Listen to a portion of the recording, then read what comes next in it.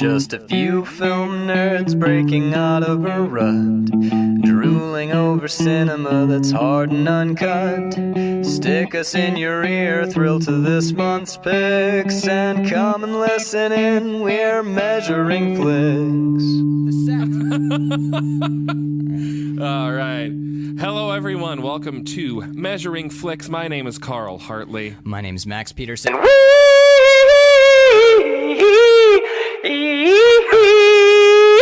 I'm doing the whole thing.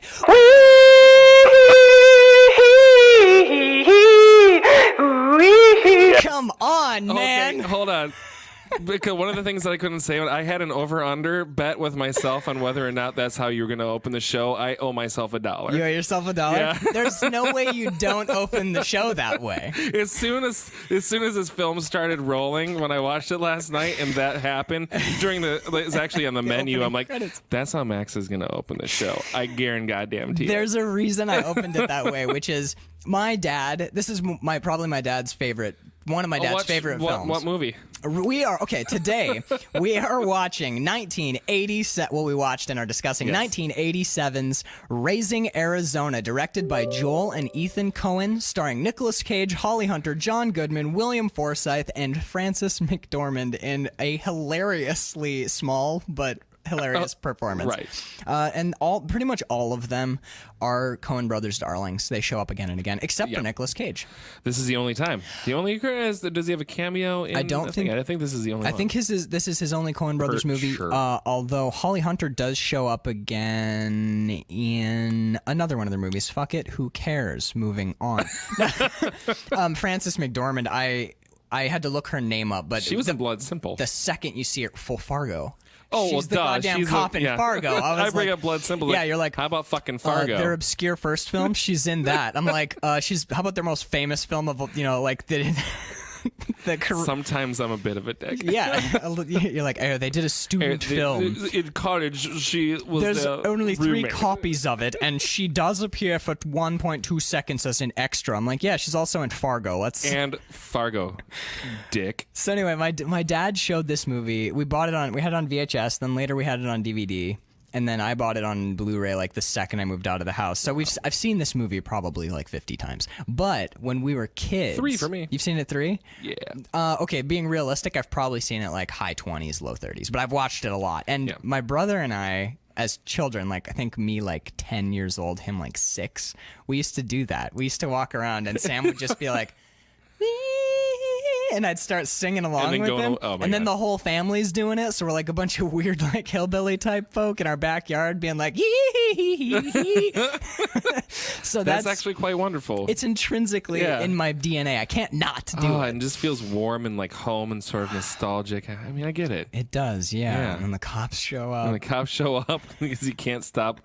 It's not the quick stop. It's like, what was the child wearing? What was the child? Oh my goodness! So this is 2 things. Well, this movie is a lot of. It's things. a lot of things. It's a lot of things. It is the Coen Brothers' second film, right? Following Blood Simple, which I brought up. Right, yeah, that well-known Coen Brothers staple, Blood Simple. Actually, that might be the only Coen Brothers movie I haven't seen is Blood Simple. Oh, really? Yeah, I've seen, I think, everything else they did. I'm a huge fan. Yeah, but so they did Blood Simple. Have you ever heard the story of how Blood Simple got picked up? No. It's actually kind of fun. We can do it if you want, or I can just be like, fuck it, go look it up on Wikipedia. Let's talk about it. And we were talking about the Coen Brothers anyway. So. I believe the gentleman's name is Jim Jacks. He was working at a small screening house in California, I believe. I vaguely remember the story, so I might be getting the details wrong, but the broad strokes are correct. He was working at this small screening house, and they were like, you know what we should do is we should... Because they had like a reputation, they were like, we should distribute films. So they're like, hey, Mr. Jim Jacks. He wasn't a film person at all. He was just like your average Joe Schmo who liked movies. Yeah. Okay. So they're like, you seem to know what you're talking about, and you seem to appreciate films. So they sent him to a film festival. And he watched Blood Simple and was like, I think these guys know what they're doing. Amazing. So he went back to basically the movie theater, more or less, that was trying to get into distribution and acquisition. And he was like, you guys, these Coen brothers, They did this little film, Blood Simple. I think you guys should show it at your theater, and they acquired it, and that's how they got their start. And then that is amazing. They did Raising Arizona. Because Blood Simple is real indie. I mean, it's got that we barely were able to make this feel. This movie's budget was $5 million. $5 million, and what they were able to accomplish with $5 million, stunning, unbelievable. So I mentioned something on a previous podcast about how I feel about the Ethan and the Joel Coens. I'm turning this off. No. No, yeah. And so I feel like there's two Coen brothers. There's the Coen brothers in their first 5 movies, and then when they started make Coen brothers. I was like, there are two Coen brothers. Well, of course. No, so there are 2 of them. You meant there's two types of Coen brothers films, right? Okay. They're what I think is their later films. Burn After Reading. Certainly not No Country for Old Men. That's a big departure for them. But we'll eventually talk. So I feel like their first 5 movies are unique and beautiful and almost perfect movies in their own right for different reasons. Right.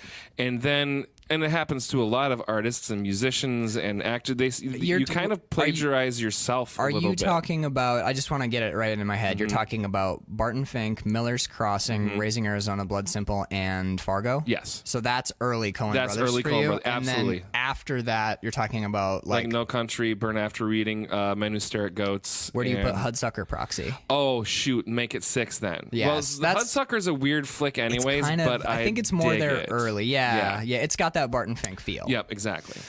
I can kind of see that. I remember. Where's Oh Brother Where Art Thou? That's That's Latter Day Coen. That's Latter Day Coen, but it still has enough of that. But I'm just not. I'm probably everyone's gonna flame me for this, but I'm not a big fan of Oh Brother Where Art Thou. Neither am I. So actually, and I got a lot of shit because I'm a huge Coen Brothers fan. So everyone's like, "You haven't seen Oh Brother? It's their best one." And I'm like, "Okay." I completely disagree. Sat down and watched it. I was like, "You guys are watching the wrong Coen Brothers movies." Yeah. And when I talk to people about the Coen Brothers, they know Fargo, but they usually don't know the rest of the early oeuvre that we were just talking about. They know Fargo, and then they jump ahead to Oh Brother Where Art Thou, Burn After Reading, and they're like, "They're so funny." I'm like, They're not as funny as they were when they were younger. Oh my God, where would you put The Big Lebowski?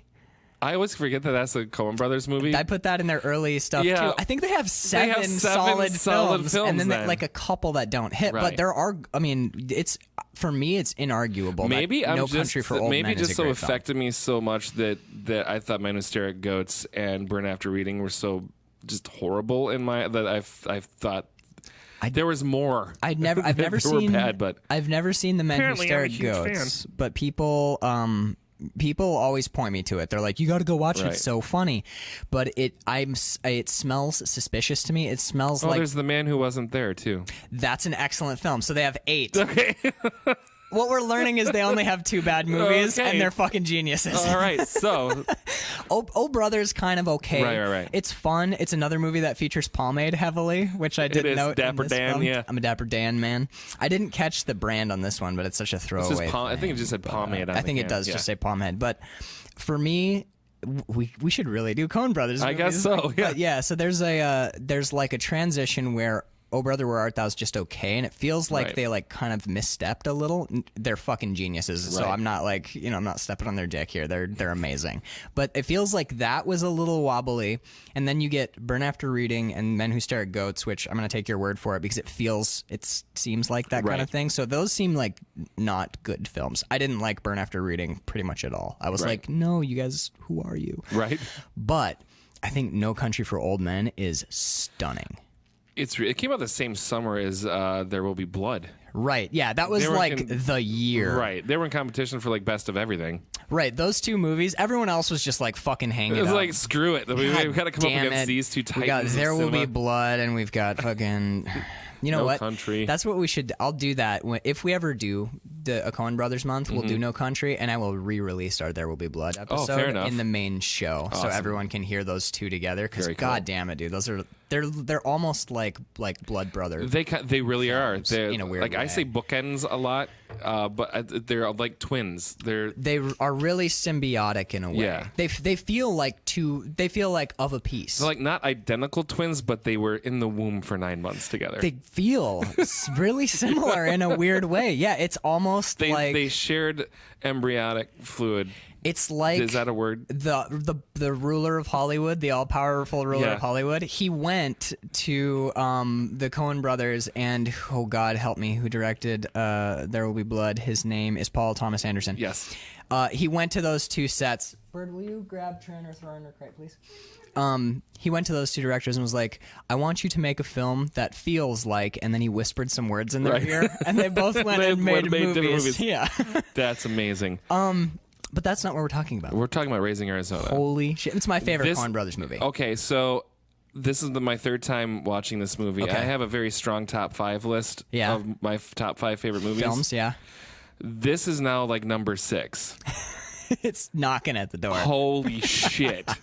This movie is, dare I say, I hate to call anything so perfect, good. but it is so It's almost perfect. flawless. It's almost flawless. I can't pick. I was kind of looking. Yeah. Usually I watch this with pure joy, but this time I'm like, okay, put on the critics Gotta look at- glasses. Let's see if I can. There's nothing. The fact that they were able to make something that is simultaneously a live action Looney Tunes cartoon and an actual heartwarming and sometimes heart-wrenching story with people that are overacting and mugging like crazy, but in character. And nothing feels out of place or it's this so heightened reality. It's so loony. consistent. Yeah. And even like I talked about this last week with Valley Girl, that I think that I'm too old now for like some of those slapstick comedies and like the more broad comedies. Right.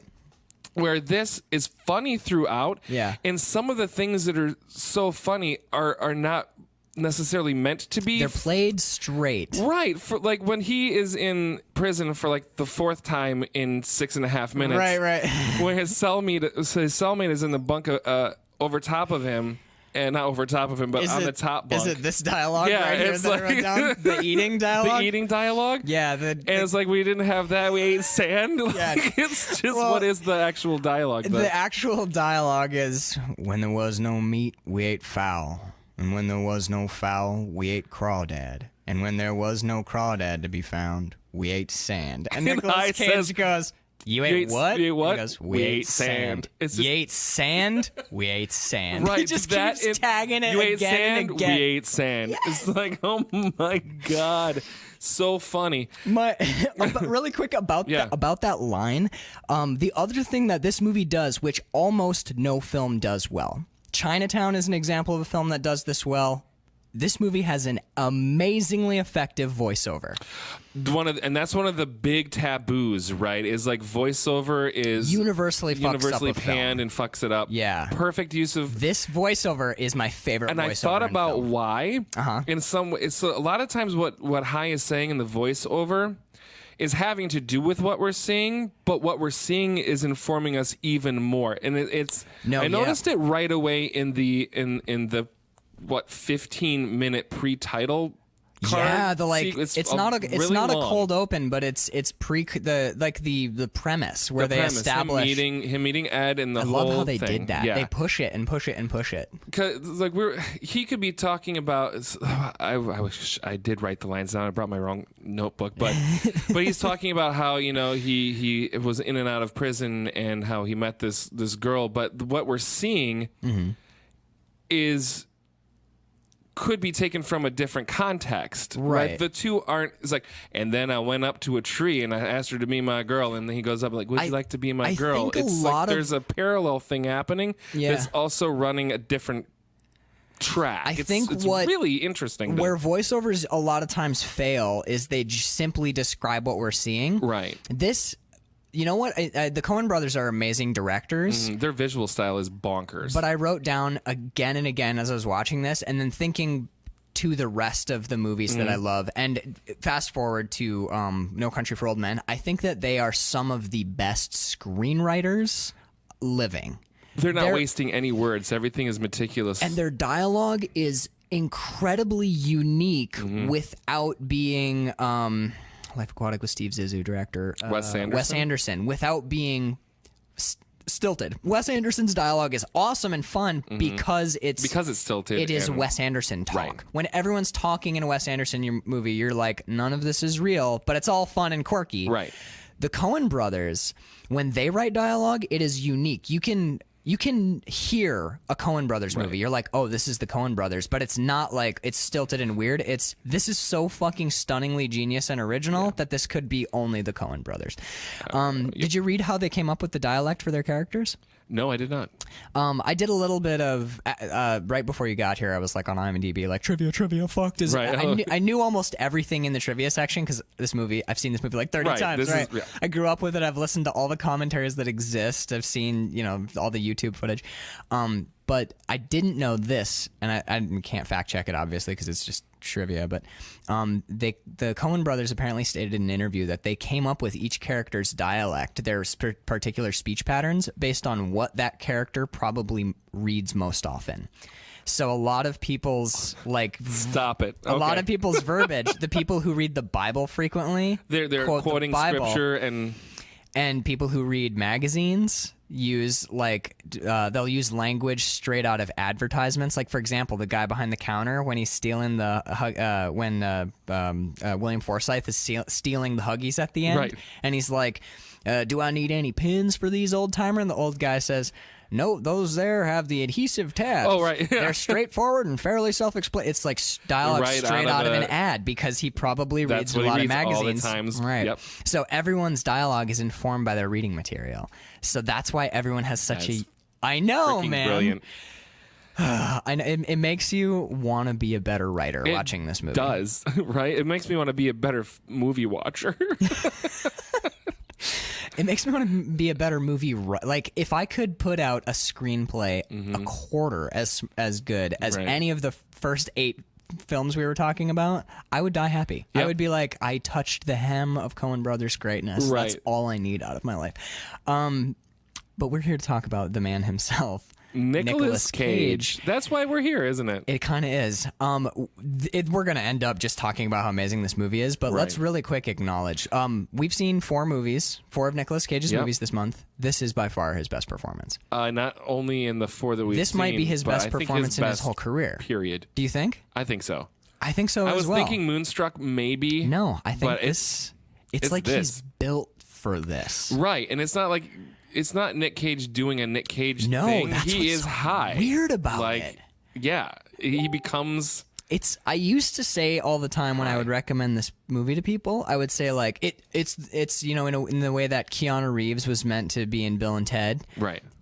Oh, that was him, dude. That was him. This is not Nick Cage. This is a character. This is not Nick Cage being Nick Cage. This is Nick Cage delivering a stunningly seamless, perfect performance with tons of tiny little touches that you don't notice until you watch the movie 30 times. Right. Or when you watch it for a podcast, God bless him, when his buddies show up and Ed is pissed. They're there. And she's giving him shit, and she goes back to the bedroom, and they're like, "Oh, I guess we see who wears the pants in this relationship." And Nicolas Cage gives him this little wink. Right here. I was almost like, was that intentional? Was it a thing that that's it, that's the wink? But it's not like we got you. It's this weird, subtle, I've got this. We don't even know what it means because when he goes to bed, he immediately becomes hangdog high again. Yeah. Where she's like, "Are they gone?" And he's like, well, it's raining. They got nowhere to be. But when Goodman's like, there's weird levels to the performance as high. Because, I wrote down when he writes his letter to her in the end when he's leaving, his eloquence and the diction that he's able to grab, his vocabulary and his eloquence. It rises to the occasion of what he is trying to communicate, and which is beautiful. That letter that we hear matches that eloquence in the voiceover. Mm-hmm. So, his internal life, he comes across a lot of the movie as like a "oh my god" kind of he seems like a simple guy. But when we hear that letter, when we hear that, oh my God, she's going to pull the power cord. She really needs to go in. I'm going to do this. But he has, his character has, another level. And I think part of that's what that wink is. I was trying to unpack it. I've always loved it because it's a fun little, left eye wink. And his posture, he's he's in the posture of a thoughtful man, but he's in a trailer in a cut off waffle weave shirt. This is the thing about High. Mm-hmm. And this, just from watching it this last time, is like he is a thoughtful person. He's a sweetheart, actually. He's a hopeless romantic. He just doesn't have the vocabulary, the intelligence to verbally communicate that. And he's just such a goofball. He really is. In the most endearing sort of way. Like he is a cartoon character. He's a cartoon version of what that character would be. And part of it's the writing. If this wasn't a Coen Brothers movie, right? Like, I don't think it would be the same. It wouldn't be. It would be My Name is Earl. Yeah, it would come across as My Name is Earl. You wouldn't have the weird heart that's in this movie. Like the joke when he's proposing to Ed in the pre-credit sequence, before the opening titles, and he's like, his delivery. It's a amazing performance because it vacillates between like really like loud and charming. He has like several modes where he'll be like, well, I think tell him, my God, like tell him that I think he's a damn fool. That whole speech as he like builds up and builds up.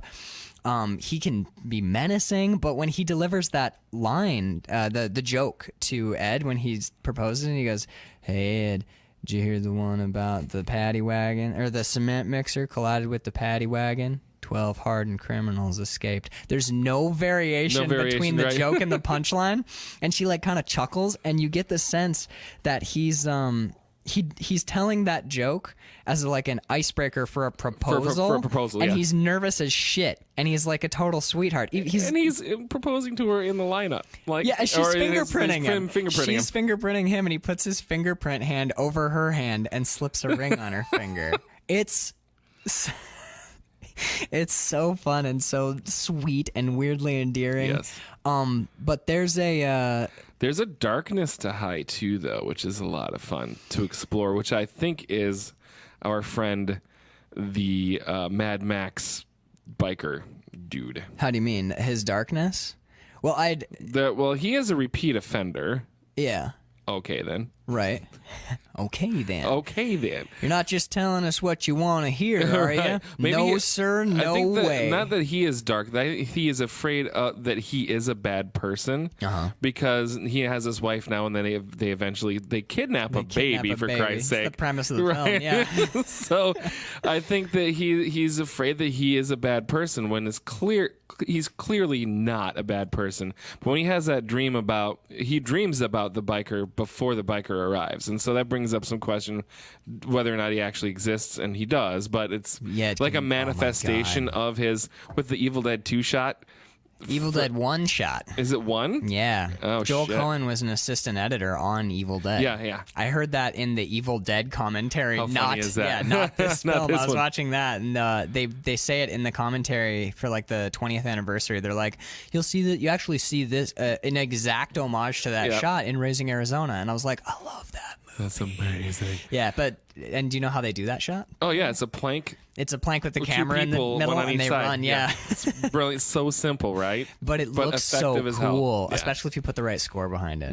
But I had read in an interview with the Coen brothers that character, the bounty hunter, Leonard Smalls, I absolutely loved his character when I was a kid because I was like, he rides a motorcycle and he's got shotguns. He's got grenades and little baby shoes. The baby shoes are awesome. But his character, the way that they wrote him, is they sat down in their writer's room together. Their writer's room, probably the apartment they shared, and they sat down and they were like, okay, we need a bad guy, and they knew they needed a bad guy character, but rather than make him up, they were like, what would High imagine to be pure evil? So they wrote him from High's brain. That's why when Holly Hunter's like, what is that? He goes, do you see him too? Yeah. Because it's his brain. Fantasy of evil. It's straight out of High's head. That is so meta. Such clever writers, holy man. shit. They're such clever writers. So in truth, he did manifest that character in a very real way because the Coens wrote him from High's brain. From High's brain, right. Jesus so Christ. outside... There's so many layers outside the film, he is fictional, created from highest grade, but inside the film, He he's is real. Yeah. So there's all sorts of strange layers. I love that so much. I know, it's such a cool writer's trick, but you do see moments of darkness in High. Like I wrote down one of my notes. That's what I love about these shows. When we sit down to record, I have 5 pages of notes. I'll never read all of these, but knowing that they're in there somewhere. The shot when Glenn is talking about swinging, and he's like, I think your wife's real sexy or whatever, and he punches him.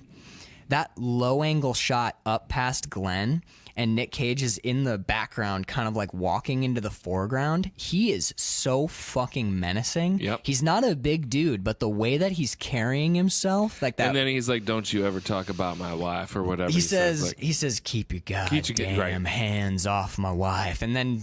The way he says it is like every note is like a hammer in the sand almost. It's like that dull thudding delivery of dialogue. And then Glenn is running away and he's like, "You're crazy. Yep. You're crazy, man. I pity you." And Nick Cage like barely raises his voice, but he goes, "Keep your goddamn hands off my wife." And I don't know if you noticed, but there's a character tick that he does again and again. With his eyes kind of closing? closing? His right hand. Oh. His right hand, he'll straighten his fingers and hold it. Well, I mean, if it was down at his side, he like bends his wrist and straightens his fingers like this. Oh, that's really He does it like 4 times in the movie, so it's not incidental. Later, when John Goodman and William Forsythe, their names are like Ed and Gary or whatever. Right. But anyway, when those 2 guys steal Nathan Jr. The and 2 adult babies. Right. His hand drops down to his side and the fingers splay and he goes, "What are you guys doing?" It's like that's weird. It's like he's reaching for a gun almost. Yeah. But he does it right after he punches Glenn too. His hand splays out. It's super crazy. He does Idle it when hands, the devil's playground. I don't know what it is. I don't know. He was both he and the Coen brothers have talked about how they occasionally butted heads, but they had a lot of respect for each other during filming. That's because Nick Cage wanted to play a bit, and they're like, "No, we've got it."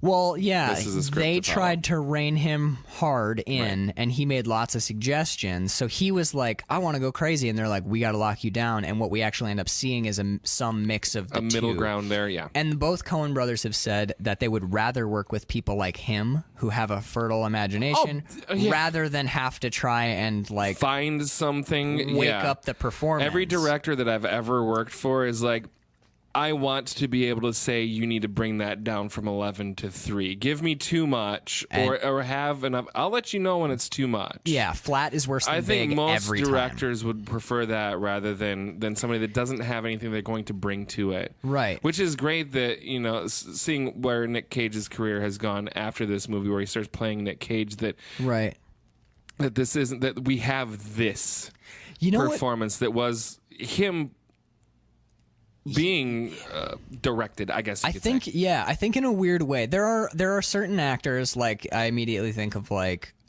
Tom Hardy or Michael Fassbender. Their instincts are for a certain type of performance, and you get the sense that the directors really don't have to like come in and be like, "Now, Tom, you were a little flat." You imagine the directors just sitting there and they're like, "Holy fucking shit, Tom Hardy's amazing." Yeah. But then there are other actors who are amazing actors, super, super strong actors, like Nicolas Cage, who just, what they really need is a strong director who can shape. Who can direct them. And well, shape not them, even direct necessarily, but he's exploding in so many directions. You just need to build like a director who can build certain little walls, deflector walls, right, and direct the performance, because he's stunningly good in this. Yeah. I think he's good in Valley Girl. I think that he's really young, so he maybe was a little bit more subdued. Right. But he's awesome in Kiss of Death, and you get the sense that he's like really swinging for it. And the director, the director was like a couple times was like, "Okay, we're gonna just bring him a little bit down." Junior's a little too, yeah. If you could get, because Nicolas Cage now, that a script hits his desk and it's like the Witch Killer Man, and he's like, "Yeah, let's do it. Let's do it." I've got 5 days. Literally, if you could get, like, for fucking, I'm not even joking around. I'm deadly serious. Put Nick Cage in a Quentin Tarantino movie. Oh, stop it. You'd get I've gold. had that thought before. You'd get fucking gold, because Nick Cage would be like flying, going insane. But if you could just keep him from walking off set. Right. And because Quentin Tarantino is a strong vision. Actually, you know what? Put Nick Cage with any director of strong vision. Like when like Tarantino, you know a Tarantino movie when you see it. Coen brothers. Honestly, even like Paul Thomas Anderson or Wes Anderson. Wes Anderson is wacky and crazy, but he has a vision in mind, and he's gonna shape it. A performance. Yeah. Put him with a strong director, and Nick Cage is A-list talent every time, but he just doesn't get the chance anymore. And We talked about this on the last episode We did. too. It's like I want him to have his Iron Man or whatever. Yeah, he's gonna work. He's gonna work forever, but he could be doing so much more if you put him with the right people.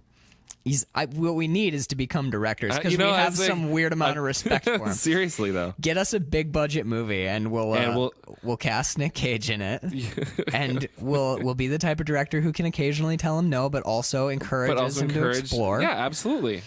Fucking A, man. I mean, even in movies where he's too big, like Matchstick Men, there's a lot of shape. But then that's another very specific director.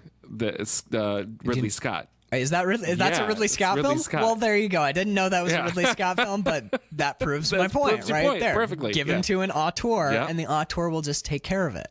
Fucking shit, he's so good.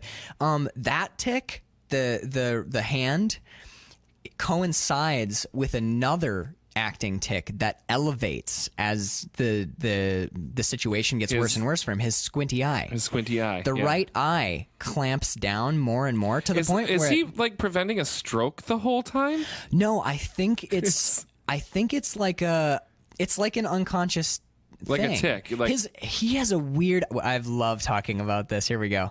His micro facial expressions, his facial control. Are you thinking of the same thing I'm thinking of? The reaction shot when Holly Hunter tells him that they're breaking up, and his feature, he goes blank. Yep. Every line on his face flattens out. His brain went to reset mode, like we talked about before. It's beautiful.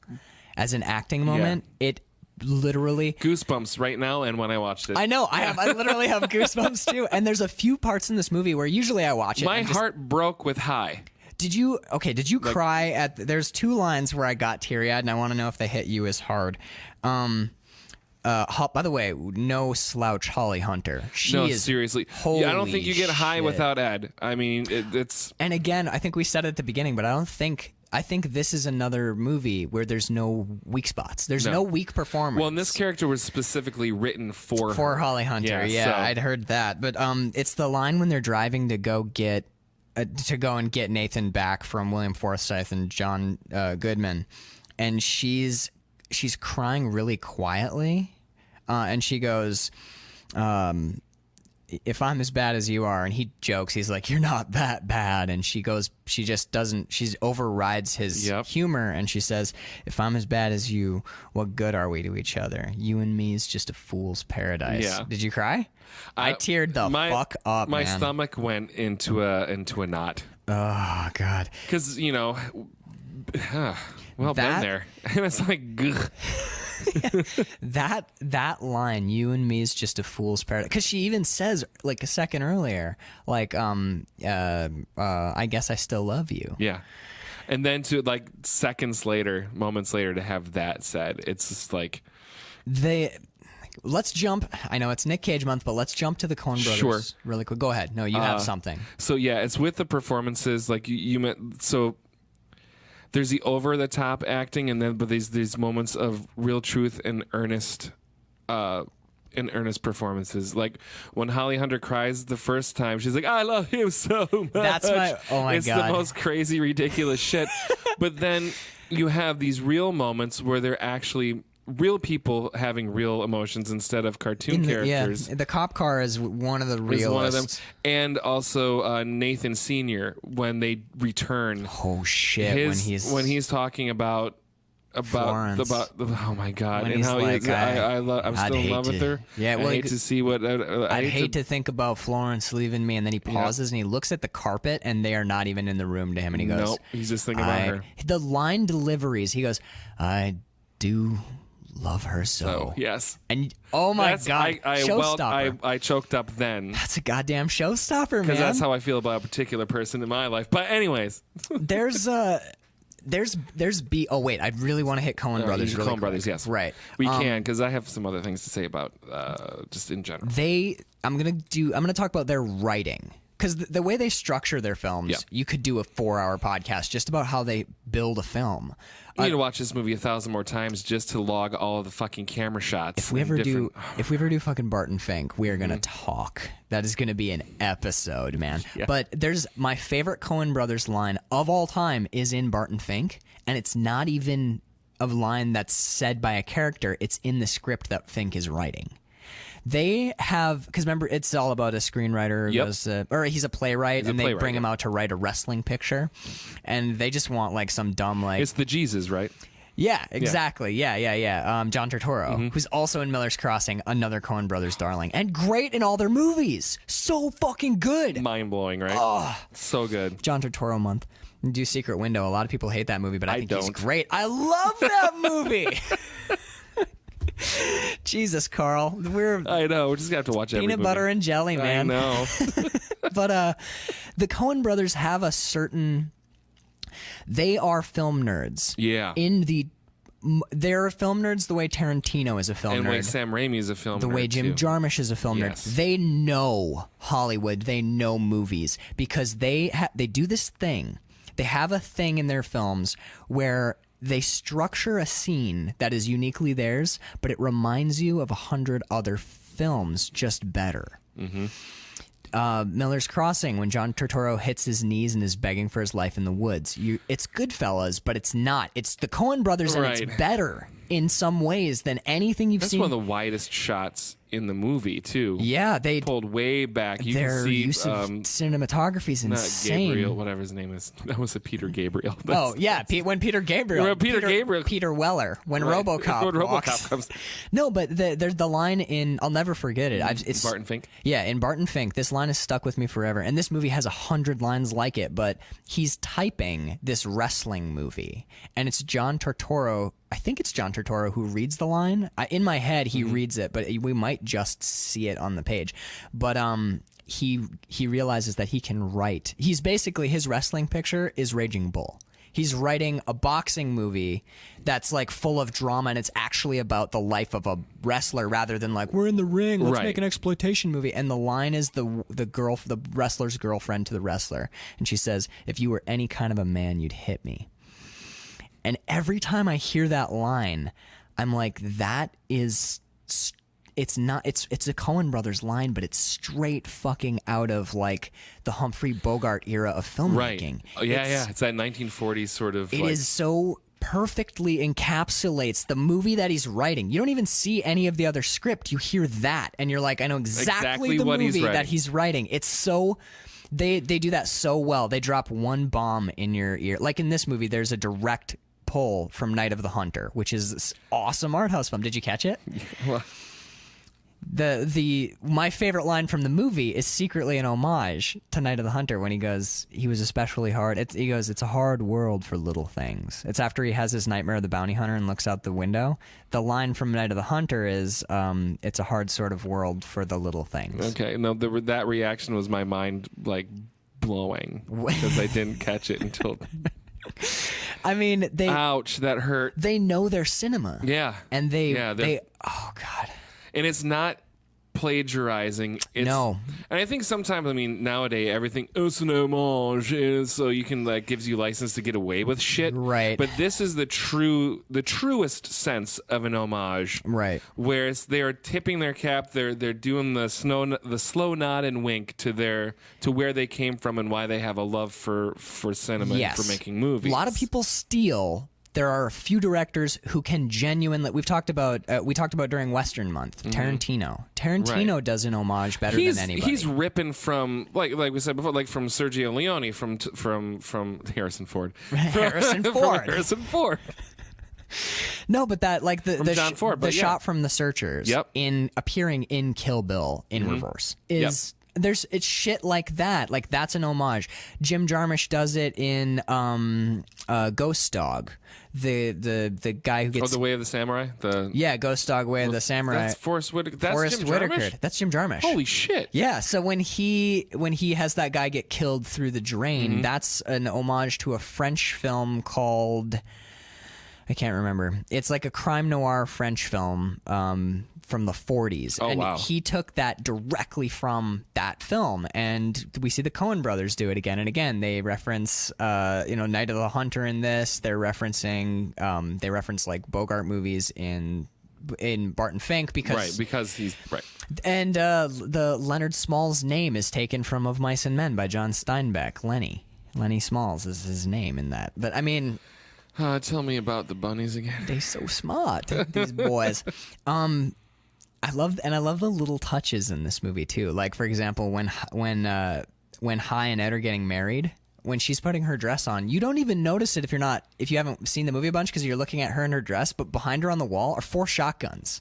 Oh no, I noticed that in this. Yeah, I'm like, oh, she's got a nice gun rack. There's nice rack, lady. Exactly. Like, There's shotguns on the wall as she's getting ready to go to work. There's little tiny performance touches like John Goodman when him and John Goodman and William Forsythe's characters when they're eating the breakfast and they're asking her why sloppily she's not eating breakfast and John Goodman's smoking a cigarette, the wettest cigarette I've ever seen. Well, he's chewing and breathing smoke out of his mouth as he chews cereal. And dropping half the cereal back into the bowl. I realized a couple things today, which I will fess up here and nowhere else. When I shot this movie Marlin, I thought that all the performances were like really unique and stuff. I was totally fucking wrong. I was giving direction to one of my actors who eats cereal, and I was like, make it grosser, like chew louder. Seeing John Goodman, I basically led him to be John Goodman. John Goodman. And there's a bit where the main character eats a snack cake and takes a huge puff off a cigar and chews with a mouthful of cake and smoke. So smoke and cake is falling out of his mouth. And that's fucking John Goodman in that scene too. Watching the movie, I'm like, holy shit. I a totally lot of lifted this. that from... Well, it was like in the deep parts of my it's brain. part of your and cinema it came DNA out. in your brain. Yeah, there's way more in this movie that I ended up like putting into my film later. I was like, oh boy, get a good lawyer before I release this. Right, seriously. No, but there's stuff like when Leonard Small leans down to pick up the Dr. Spock's baby manual, or no, he leans down to pick up the newspaper article about the bank, and he looks up, and we stay on his eyes for like 15 seconds as he just like deadpan, deadly serious stares into the camera, and then we cut to the reverse, and it's the word fart on the wall.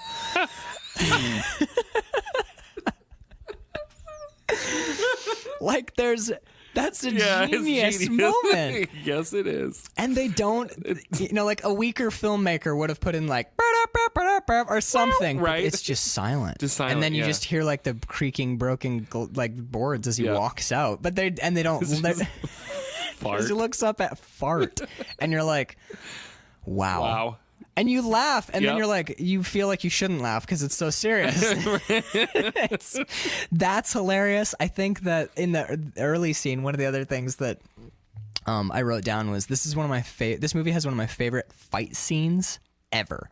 And it's John Goodman and Nicolas Cage when they're fighting and they trash the whole... Oh, the whole thing gets tore up. He gets thrown through a wall. There's... But the choreography, he gets Nick Cage... He throws Nick Cage into a corner, which is a wall and a cabinet, and the cabinet cracks, and he grabs Nick Cage and his arm goes back and he shatters a window.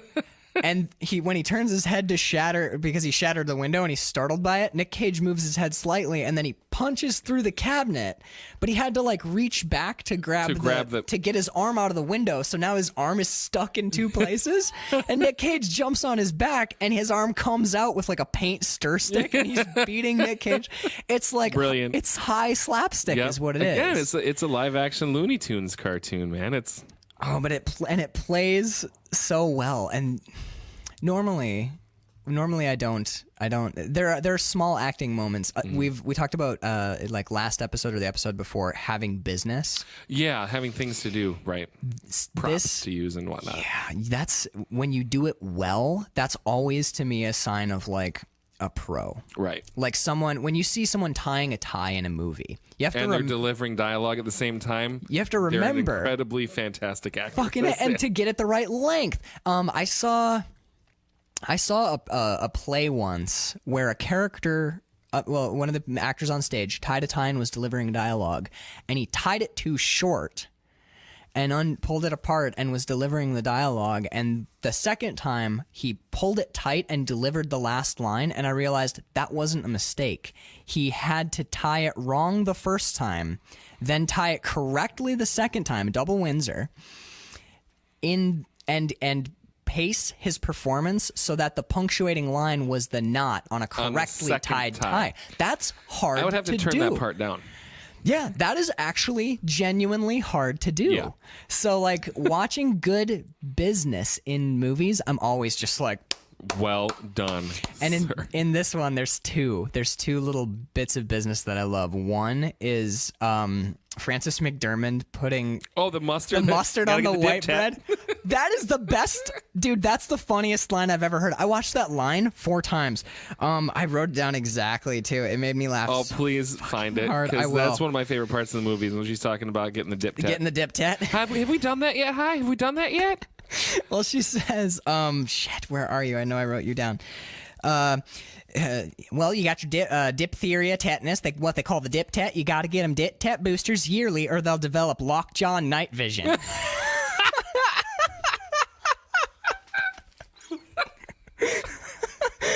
And the thing that makes it even more funny is like lockjaw night vision. Night vision, and the fact that High is just sitting there like whatever, and Holly Hunter's like, "Have we done that yet, High? I don't know if we've done that. Have we done that yet, High?"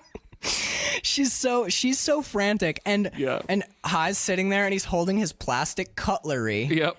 And he's getting hit in the face with Jell-O. There's a kid with a huge eye patch on, like she poked her eye out or something. Right, it's never explained. No, there's so much with those kids that's never explained. Love it. But there's this little girl sitting on the table with a fucking not a little eye patch, like she's got like a Red Badge of Courage Civil War eye patch on her face, and she's grabbing this giant like bunt cake shaped Jell-O cake, and she's just hurling handfuls of cake into Nicolas Cage's face.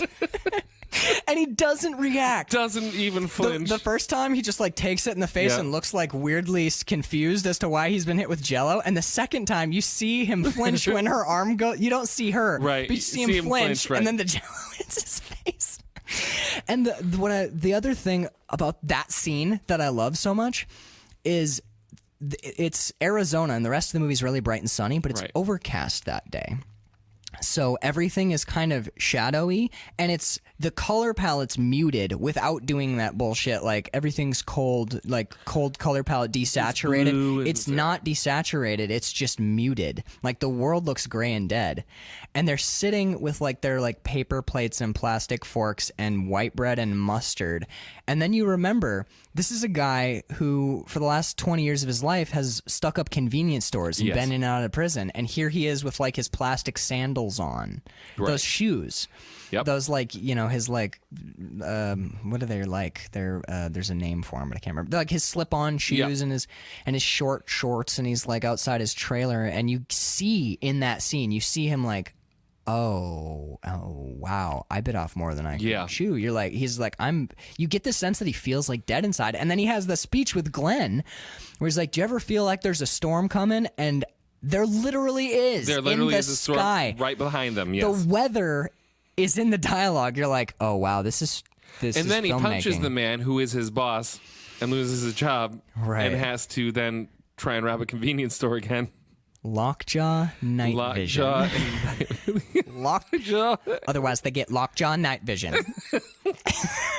You're just like I don't think I've ever heard the night vision portion of that. Because I had to go back and listen to it. And I'm like, did she say night vision? Did she say night vision? You go like running along like the dip tat shot, and the point of the scene is Holly Hunter's like, did we get you life insurance? Did we get her? Yeah. We've got to get him his dip tat.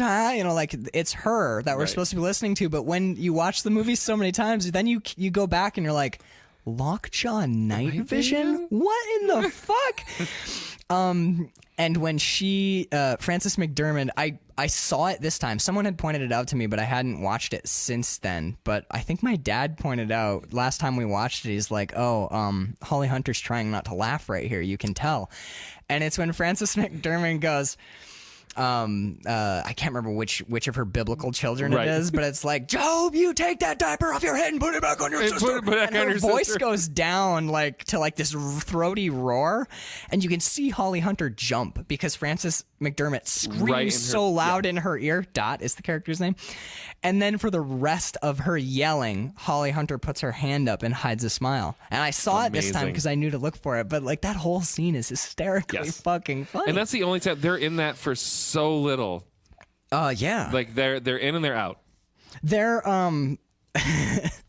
they're the bit that they're in. Okay, I lied. When I said earlier that my favorite line in this movie was whatever I said it wasn't true because my actual favorite line. No, that is my second favorite. My first favorite line is when he and Glenn are in the kitchen. Kids, get away from Mr. Get away from Mr. McDonough's car, and they just cut to a static shot of 5 kids just beating the shit out of a car. That's funny because you don't hear them, and you don't hear the kids hitting the car. No, that's what makes it funny. So funny. It's like a normal scene, and then it cuts to them, and you hear like bang, bang, beating bang. the shit out of crawling all over the car. And it's a throwaway thing too. Yep. It's like a 3-second shot. And it's just kids beating a car with bats and like keying it with rocks and shit. It's just, and then we see them in his house, and you're like, oh, they're this way everywhere. Everywhere, they're writing on the wall. They're taking their clothes off. That kid who's walking through with his little bat and he's just hitting everything. It into walls, and then he holds his hands as he goes, "Give me candy," and his dad gives him candy, and he just throws it across the room.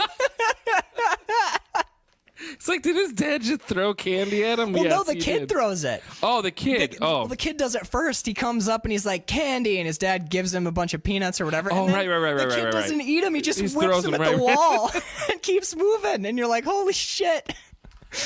And then they have the little conversation where Glenn's like, yeah, me and Dot been trying to adopt on account of something's wrong with my semen. Brief performance note. Nicolas Cage is halfway through a swig of beer when he says that, and at the word semen, his like distaste. It's not like it's like he's drinking semen. It's not a spit take, but yes, exactly. He's like, didn't want to hear that when I was drinking beer. Right, exactly. And that's exactly. It's so. You don't often see subtle, excellent acting with Nick Cage. It's all over this movie. It's everything just he does. Plastered over this movie. Nice little touches and right there. And then, of course, Glenn he tags back on that line like 5 times. Like he forgot he told him, and he's just like, that reminds me. That's like his tag back to say new stuff. Oh, that reminds me. Anyway, how'd you get that kid so fast? Dot and I can't have any more on account of something's wrong with my semen. He says it again.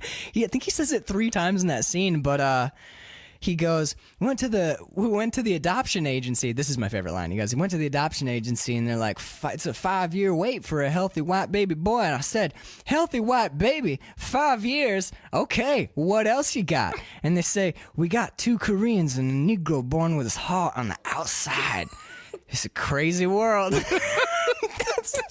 That is the best line in this fucking movie. Oh my God. And we have not given that guy credit because he's not in much of the movie, but dude, Glenn is fucking hysterically funny. He is the most cartoonishly sleazy yet realistic person you've ever seen. It's so like how to like marry those two ideas together. It's his eyes. Yep. He like his eyes always look like they're like he's like he's half drunk the whole time, but not inebriated. It's the weirdest thing. I was gonna say it's like he took half a Xanax before the scene, but it's not. He's just hitting the like he's in the early stages of like the Xanax loopy or whatever. But I think it's almost more like if you've ever been to a backyard barbecue in the UP, there's like a 4 beer moment before you're trashed, Right. But where you're like, yeah, I don't know, man. My wife's been kind of crazy lately. Anywho, I was telling you the other. It's like that. Right. He's like right there. He's like just halfway through the fourth beer, starting to his It's starting eyes. to feel it. Yeah. It's such a. It's dumb. It seems dumb to be like he's such a douche. His eyes, but it's his eyes. Yeah. That fucking actor gets the my The drunk, eyelids. slow, weird blank The thing. eyelids are too heavy to keep open thing, and it makes the character. Yep. Hey, watch this! Hit the deck, boy! Grabs a bunch of peanuts and hucks them at his That's kid. what I was. Yeah. That's the part I was thinking of. Like, I know he throws food at his kid. It's fucking amazing, and it's what's his? It's like Jedediah. All the kids. They all have biblical names. He's like, yeah, Jedediah's clever. He knows his ABCs, and that's the kid who's drawing Fart fart on the wall. And then you hear a plate shatter, and he just like turns in like his weird drunk uncle dad way, and he goes, "Mind you, don't cut yourself, Mordecai." And he laughs. Dude, every scene with Glenn and Dot is just The gold, amazing. golden. Oh, he's just an angel from heaven. Their performances are so big, but they stay consistently they're big. consistent. And Nick Cage and Holly Hunter, who they have their like big moments and small moments, and they are both so subdued. They're subdued. Yeah, it's in the the weirdest face. thing. Yeah, I think that's these why over-the-top cartoon characters have become subdued in the wake of these. in the face of this these phases, yeah. storm, this rage of Like, oh who my the God. fuck are these people? They're they're so overwhelming. You know why? It's because he is a manager in the Hudsucker company. In the HUD. Oh yeah, I saw it on Cage's suit. It's on a suit. Yeah. Yeah, the Hudsucker plant. And I was like, oh shit, it's like Quentin Tarantino's Red Apple cigarettes. Yeah, exactly. They pop up from place The to Hudsucker place. Prax, Or yeah. Kevin Smith's Oh, yeah. coffin nails. Yep. Yeah, his brand of smokes. But when there's in the aftermath of that like gigantic performance from Dot and Glenn, the drive home when Holly Hunter's like, our first day out with decent people, you break his nose, that ain't too funny, huh? And think I can't just keep diverting myself. Right. But like the cadence of line delivery in this movie is amazing. Like when you write the lines out, because I've been writing down tons It's of quotes. almost like it's a style of like iambic pentameter almost. There's a rhythm to it. There's a rhythm to the lines, but it's also the performances. Because when I write the lines down, I write them down. I'm an English major, so I write the line down. I put the punctuation in the correct spot. I put my periods where the periods go, and because you can hear how the line is. Yeah. But when you listen to them say it, it's not how they say it at all. There's weird pauses where there might not be pauses in the writing, and then there are like just blow straight through the periods, like in Holly Hunter's line right there, where she's like, "Our first day out with decent people, you break his nose, that ain't too funny, huh?" That's 3 sentences. That's 3 sentences. And she doesn't even punctuate it because she's mad but quiet mad. And he goes, That's how we talk, isn't his it? kids thought it was funny, which is so funny.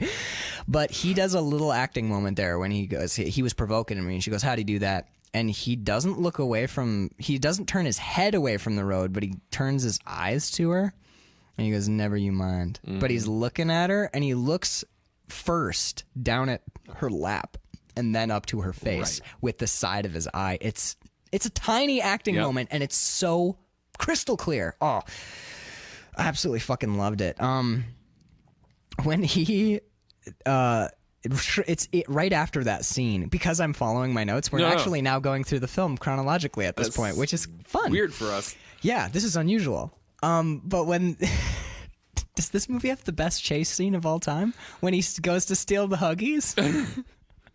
Is it the? I think. They have the Blues Brothers, and then you have this. You got the Blues Brothers, and then you've got And Death Ronin. Proof and Ronin, and then Raising Arizona's number 4. This is one of my favorite chase scenes ever because it steadily builds to an absolutely absurd level of wacky cartoonishness.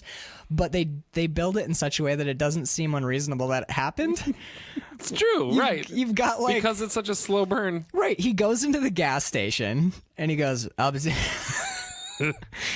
taking these Huggies and whatever cash you got. just the casual. He's walking with diapers under his arm, panties on his head, and a gun. And this pimply kid reading jugs behind the counter, like, is giving him his shit. And all that son of a bitch. That son of a bitch. And she gets out of the car, and we're inside the store, and you hear her outside. You son of a bitch! All right, hurry up now. Having some trouble with the wife. She gets in the car and drives away. The kid starts shooting at him. Yep. The cops show up and start shooting at him, so he takes off on foot. Then he jumps into a yard, and a big giant like pit bull looking Rottweiler dog comes to attack him, but doesn't quite make it. By the way, you know what song's playing during the chase? Wee! Yep. He escapes. The dog pulls its chain. Other dogs hear that dog and start chasing that dog. So now he's got store clerk, two cops, and a pack of dogs chasing him. Inexplicably, he runs into another a giant grocery store, like a convenience store. Right, yeah. And they play the theme music, but it's over the loudspeakers. It's like an easy listening. Oh, right. It's like an easy elevator version of the theme music. And he's like, he goes and gets another pack of Huggies because they've been shot out of his arms. This is all, like, if you step back from it, you're like, oh, it's all slapstick. The entire chase scene is just like physical comedy. But when you're in the moment, you're like, God, this is like high art. Yeah. In a weird way, it is. But as far as, because we talked earlier about the nuance of his performance as High, where High does have a dark side to him. Right, yes. He's got a hard-ass version of himself, but he doesn't let it out very often, and we see it only in flashes. We never see him go like full Bruce Willis or whatever. But when he wants to be intimidating, or when he is in the zone, he's definitely fucking intimidating. And the scene I think about is when he's running, kind of jogging with the Huggies under his arm. And we've seen the cop shoot a couple times, but he's just got a little pistol. And then all of a sudden, an end cap, oh God, I was in retail, a display, a freestanding display at the end of an aisle just explodes. Shotgun. And Nicolas Cage like slides to a stop, and he looks up and he sees the like butcher with a double-barreled shotgun pop the shells out and feed two more in.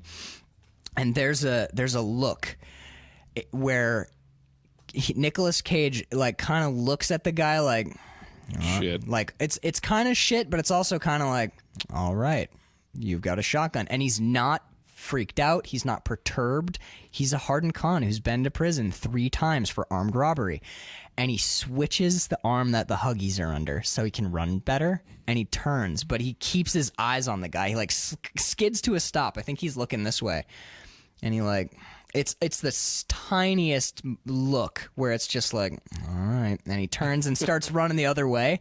And then you get the most comedic action movie shot ever of Nick Cage barreling down an aisle with Huggies under his arm and shotgun shells just bloating everything. He is just the fucking entire aisle is just exploding in gunfire. And it looks like something out of like Die Hard or it does. Yeah, it became a huge action set piece all of a sudden. Like inexplicably it did. Talk really quick. Say something. Hey, hello.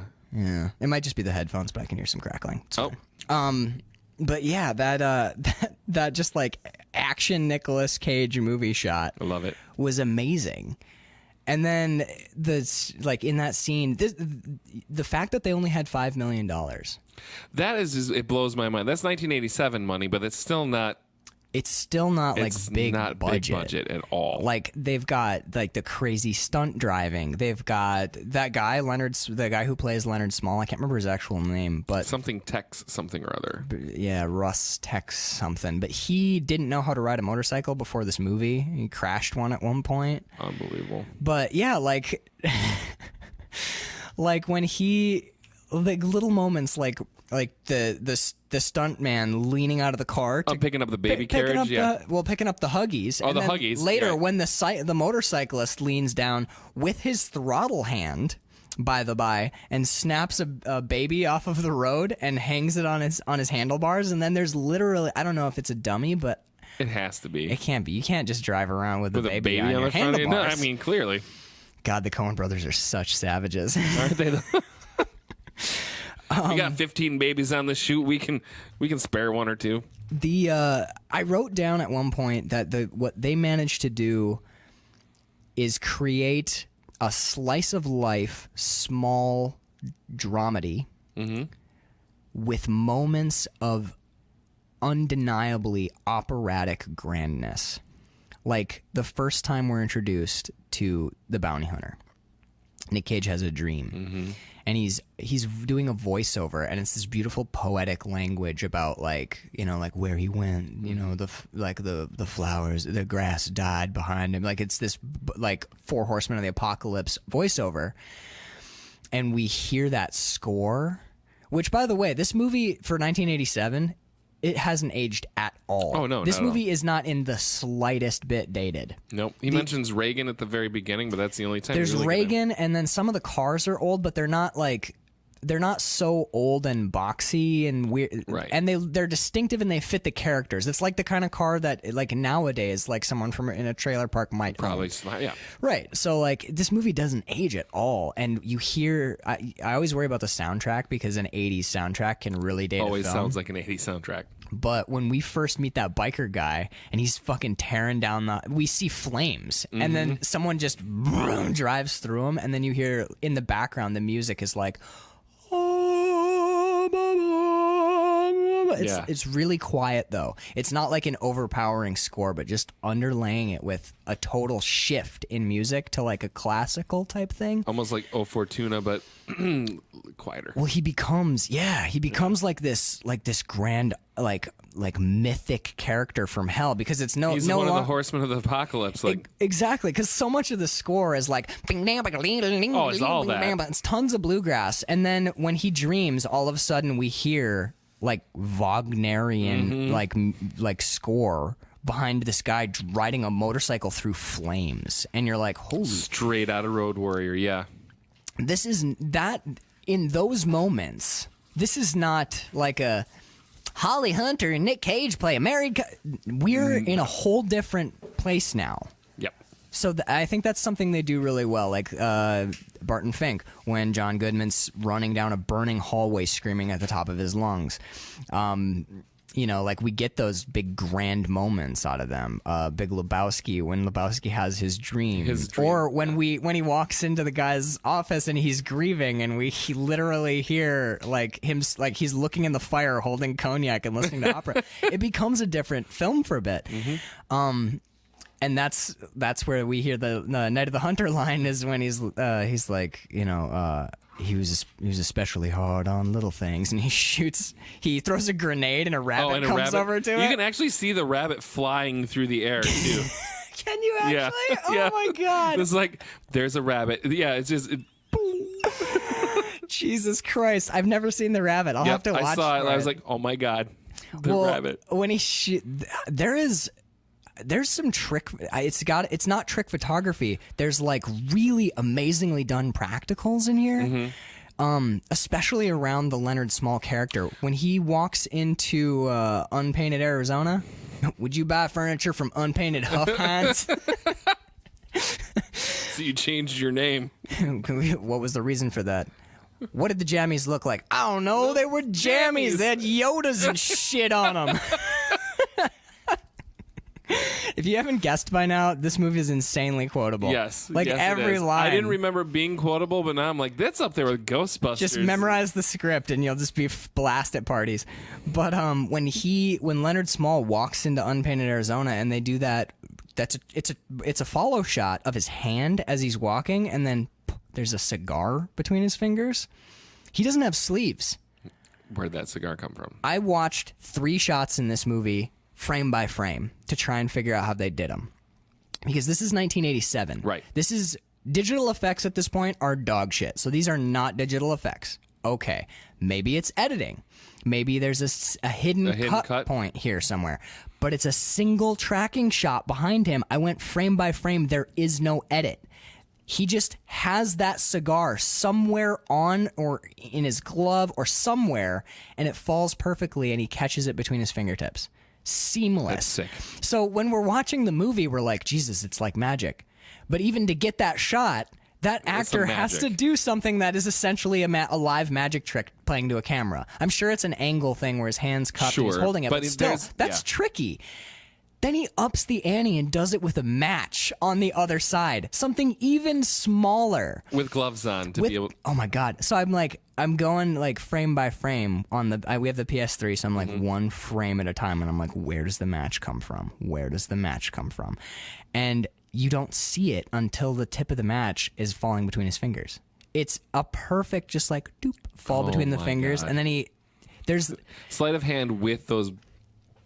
And gloves on. And it's not a hidden edit, and it's not trick photography. He basically did a sleight of hand for a camera, and it's seamless. That's why those moments stick in your head in this movie, is because he's really doing that. It's fucking mind-bending. And then, because they're the Coen brothers, and, you know, like, fuck the world, we're amazing, they follow that up with a beautiful macro shot of a match sliding along unpainted furniture. And it scrapes the furniture up. And the way the smoke drifts in that scene, it's just, you could just like freeze frame that. Like, I think about that shot, like, as I've been percolating on it all day, for some reason, him dragging that match head across it's amazing. It's something so simple and small like that. Cinematography porn. Yeah, is that's what it is. It's like I said before, I could go through and like to catalog every shot in this movie.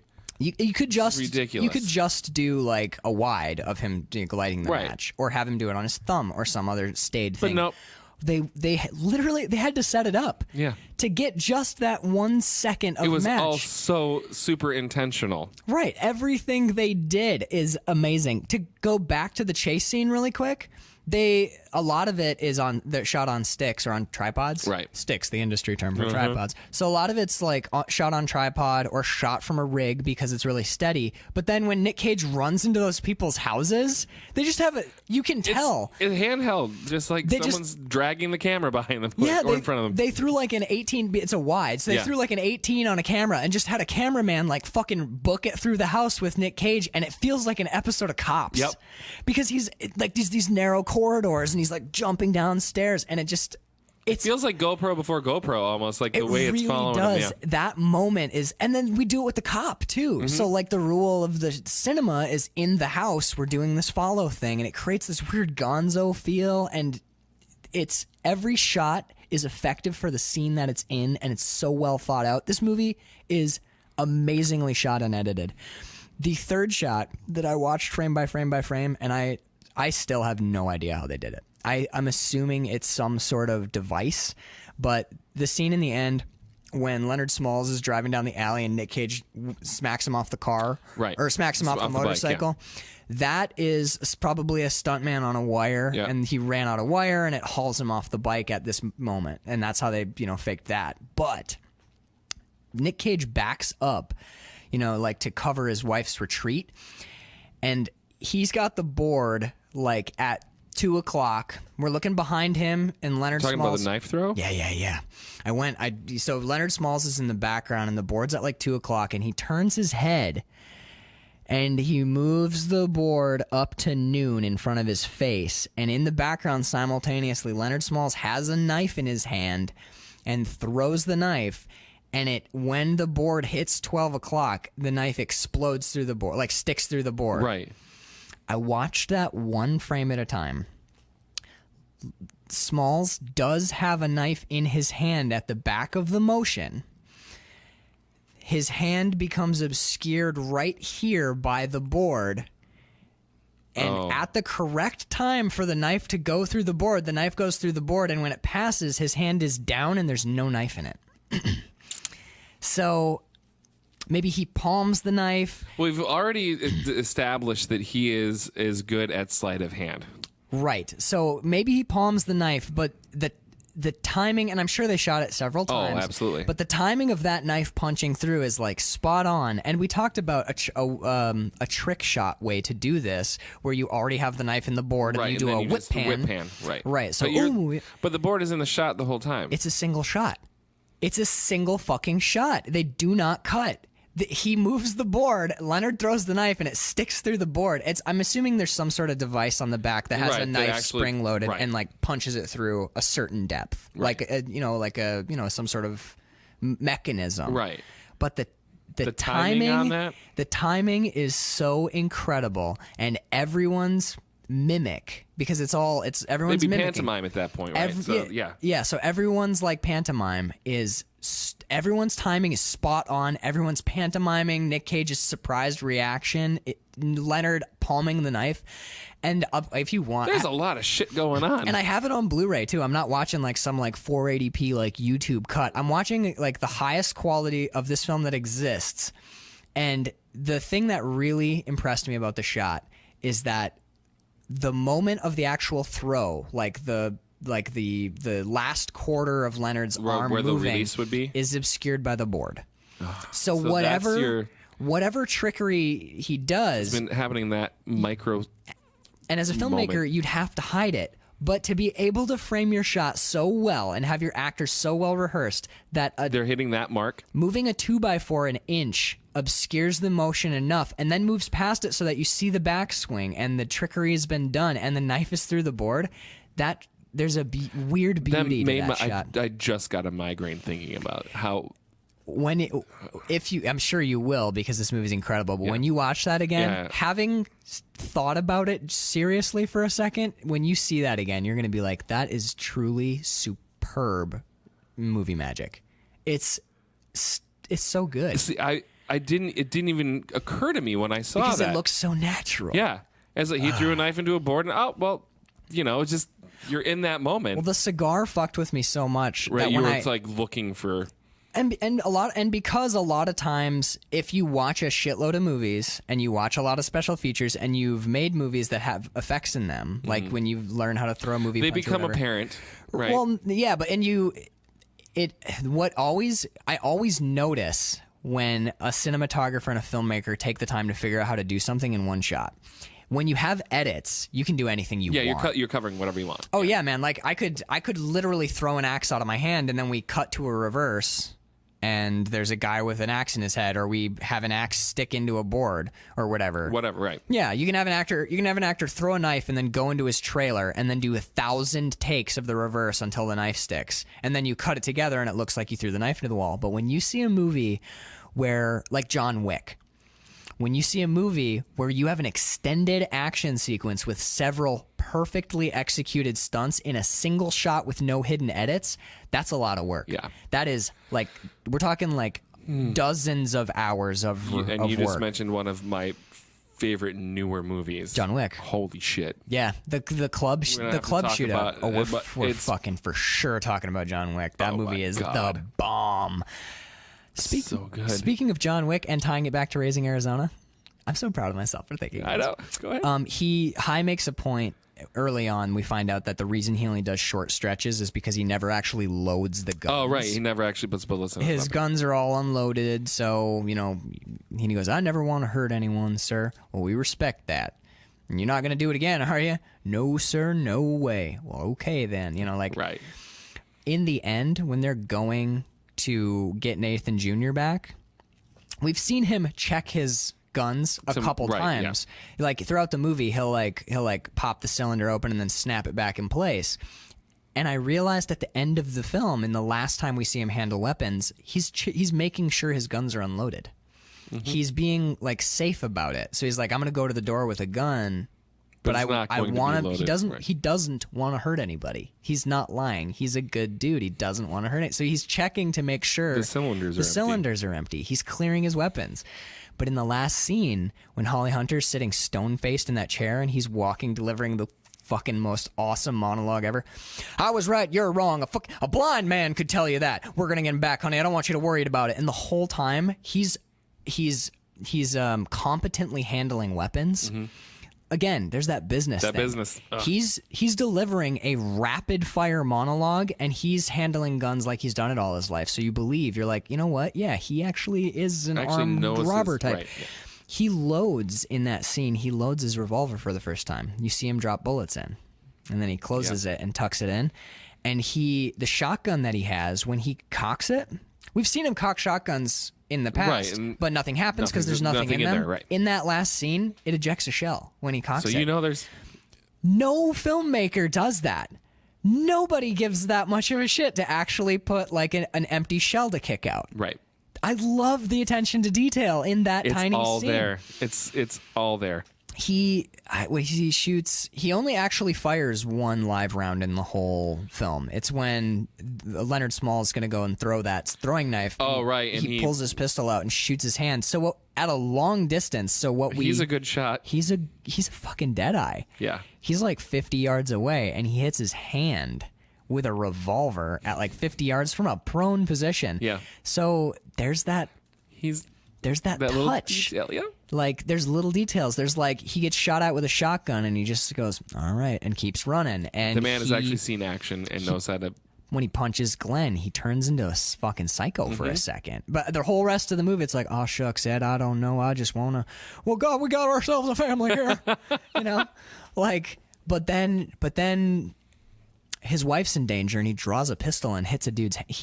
He's legitimately like a hardened dude, but he's trying to put that behind him, so he doesn't want to hurt anybody. He doesn't want to hurt nobody. There's so much nuance. There's so much about the character that's never stated. Which is what is so brilliant about it, because it is all there.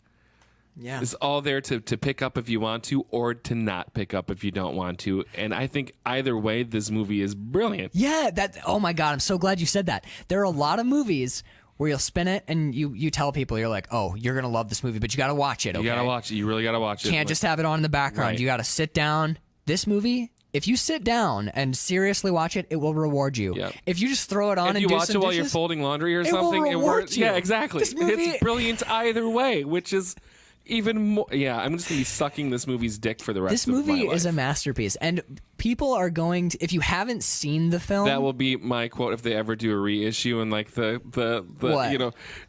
Your review. The review, my review blurb will be sucking this movie's dick for the rest of his life. Carl Hartley. Carl Hartley, and then Roger Ebert will be like Right, the right. most depraved. Right.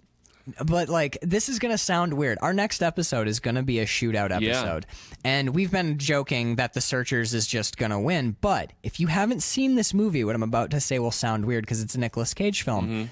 This movie, for me, is a real contender. Yeah, me too. I was thinking the exact same thing on the way over here. I'm like, dude, like The Machinist is still sort of there. Oh yeah, I'm like, there's several movies for me. But this, I was like, oh fuck, no, The Searchers has a real contender here. Yeah. Even, I think maybe more so than The Machinist, which is well. And the weird thing is like, you know, heading up to the shootout, you Right, think about this is them. the and this was the last one, so I was like, oh yeah, it's a fun movie from my childhood. But when you watch it again, it pushes so many buttons in you, and then you can't find anything to fault it for. It's weird, like no, there's nothing wrong with this movie. at all. When It makes me feel weird to say that because there's always something. Right. And clearly somebody will mention in a comment or something, well, actually, you know, there's one performance beat that is only good rather than excellent. Performance beat. Yeah, it's when they're driving in the car and Holly Hunter and Nick Cage are arguing, and Holly Hunter's like, we've got honey, we've got a family now. I know we got to change things. And he goes, well, I know that, honey, but we're all right. And there's no, I'm all right and you're all right. And that's what matters. And she goes, her line is, I know, but everything's changed. And when she says changed, it's... Well, the worst part about this criticism is I'm not even saying she delivers it poorly. She just doesn't deliver it as excellently as all of the rest of the dialogue. So it's not even one line, it's one word in one line of dialogue. It's one word in one line of dialogue that is simply good rather than exceptional. Well, fuck it. The Searchers is the movie for the because that is truly from frame one to frame final. Right. Totally unassailable. But I mean, what the fuck do you even? And it's not like this is a dumb movie that gets that is like, oh, it's so much fun. When Nick Cage is writing, when High is writing his letter to Ed and saying like, I got to go do this. I'm a criminal. I've got to go be a criminal. You know, and also it's not even that he wants to go be a criminal. It's that he realizes that he'll never be the man that she deserves. Yeah. when he's writing that letter, we get voiceover, but again, we're not just seeing the shit that he's writing. We see It's running a parallel to it. well, we see Ed sleeping with Nathan Jr. Cuddled up. Then we see the gas station attendant boy, and he's sleeping with jugs across his chest. Then we see Nathan Arizona, the father, sleeping in his chair, looking haggard as shit because his kid's missing, with a book across his lap. So I was like, oh, wait a minute. The kid had a magazine, and Nathan Arizona has a book, and Ed has Nathan Jr. Everyone has been through a traumatic experience, and they're holding the thing that comforts them most in their sleep. We literally get a montage. We could have just been right. We could have shown more of John Goodman. I'm sure they paid money for him. We could have had John Goodman cleaning guns or like exactly. whooping it up, or we could have stayed with Nick Cage and gotten some performance. But they assembled a montage that's not straight from the letter, but complementary, not even to the letter, but to the ideas expressed in the letter. That's beautifully subtle filmmaking in a movie that has the line, "Two Koreans and a Negro boy with his heart on the outside. Hit the deck, boy." That's the same movie. Same movie. Fart. This movie and that movie are the same So many film. social Dude, engagements. So little time. John Goodman's, we haven't even broached him at all, but he is superlative in this movie. The scene when he comes, oh, by the way, this is when they're birthed, when the ground gives birth to the brothers. I've never seen Blood Simple. Is this the first time we see the Coen brothers roaring men? This is a trope in their films, screaming men. I think it might be. Because I like, it's been a long time Miller's since Crossing. You got the guy in the the chair screaming till he gets shot. You get John Goodman in every one of every single Barton Fink. John Goodman's screaming. Big Lebowski. John Goodman's screaming. But is this is the first? I think so. The first of the Coen brothers roaring men. And that is, oh my God, it's one of the longest screams ever when he is coming up out of the mud. He has such an amazing, I don't even call it a scream. When it's John Goodman, it's a roar. Yeah, he's literally roaring. It's when everyone else does it, there's a lot of like, woo, yeah, ah. Well, when William Forsythe is screaming in the car, he's like, ah, and next to him, John Goodman's got one. He sounds like a fucking like engine with the gas on the floor. Yeah. Oh, oh. I love impressions. I've never heard anyone do a good John Goodman impression. He has too much jowl in his voice. There's a lot of jowl. There's something that he has between his neck and his mouth. Yeah, there's like you can't. There's I've always referred to it as jowl, but I actually don't know what it is. But I've never heard anyone mimic that man's voice. It's not like a slur or a lisp either, but there's some sort of it's like there's cheeks in the top of his throat. It's like, yeah, like, seriously, like there's cheeks in the top. That's a great way. But of when it. he and a little too much tongue, right? Yeah, like his tongue's too a little. Like not like a touch too wide, but wider than the normal human's tongue, and his cheeks go back a little farther. And but his voice is, I've always thought, is like an amazing voice. Yeah. Oh yeah. I could listen. I would like. People are always like Morgan Freeman. I'm like, yeah, Morgan Freeman's got a great voice, but if someone's gonna read me children's stories it's gonna be John Goodman. Fuck yeah, dude. Yeah. When I die, who? If I could pick one person to read my eulogy, it'd be John Goodman. I should write my eulogy and mail it to him and be like, will you record this? Because I'm a lot younger than you, and I want you to read this when I die. But like, he has such an amazing voice. His voiceover work, he's always like, the second you hear it, you're like, oh, yes. This is John Goodman. You get excited. You do. It's not even like, oh, that's John Goodman. You're like, it's John Goodman. Yeah, no, exactly. Oh my God, I didn't know he was the voice of that. Oh, this is amazing. Yeah, it's gonna be a great movie. Yeah, you immediately think this is gonna be a great movie. And when hearing his voice, he's a great actor. He's truly a great actor. Couldn't say Blues Brothers 2000 though. Didn't see it. Not gonna watch it now. Anywho, don't wanna get. I mean, like, did you see Flight? Oh yes, he's fucking awesome. Here's Coco Puff when he's working Denzel Washington in the hotel room to get him ready for. All right, one more, big man. I can't. You can't do his voice. You can't, but his. When he's feeding Denzel Washington cocaine to get him sharp, he starts him with some little lines and works up to those bigger lines. Oh my God, he's just fantastic. Everything. Everything have you seen Red State? Fuck yeah, I've seen Red State. Kevin Smith, in my opinion, Kevin Smith's best film. It's arguably. People always forget about it. They I go don't. they go from like, oh, there's cop, he did Cop Out and he did those weird walrus tusk. I'm like, no. No. Red State. He did a movie that bridges his stoner comedies and his weird movies that he's doing now. And there's one film. If you guys haven't seen Red State, we should do Red State for this. Yeah, we should. I was thinking about Dude, that. it's so because I started playing killer. Far Cry 5. I'm like, this is Red State, the video game. I'm not going to talk about Red State, but sorry. you want to talk about brilliant writing? That movie intentionally defies all of the beats of the standard Hollywood script. Yep. Every time I listened to all of his podcasts, but I remember when he was working on the film, he said the way he wrote the script is every time he knew what was going to happen next, he basically Raymond Chandler used to say, if my story, whenever it gets boring, just throw in a guy with a gun. And what Kevin Smith would do is he'd kill the protagonist. Right. Every time he's like, oh, I know what's going to happen next, he'd just off the POV character and be like, now what happens? And he'd just write in a whole new... That's so amazing. It's fucking... It's like creating your villain out of one of your characters' heads. It's these little writing tips. Those writing tips. That's so fantastic. I should just write them all down, and then every project I do from now on will be unreadable because I'm mashing together so many writing tips. They're just like, I don't understand this at all. I'm like, isn't it smart? They're like, no, it's not. It's not smart. Get out of my office. Right. I don't like you for some reason. Your pretension is showing. Excuse me, sir. Your pretension is showing. Oh my God. I mean, I know you don't have your notes, and I know I feel like shit about it because I didn't fall asleep during this one. There's I'm just gonna. Can I burn through some? Oh no, please. This movie is so delightful to talk about because you could, if we were doing if we did this for Patreon rather than the main season, we could do 15-minute episodes about 5 seconds at a time. No, easily. One of my notes. After that big fight scene, it's so fun. There's a huge fight scene. They tie Nick Cage up. He falls over. It's like da-da-da-da-da, and they don't, But rather than do the, play it for funny, they just leave you in dead silence. And Nick Cage is struggling in his chair, and he falls over, and you're like, "There's no score here. There's no fucking score.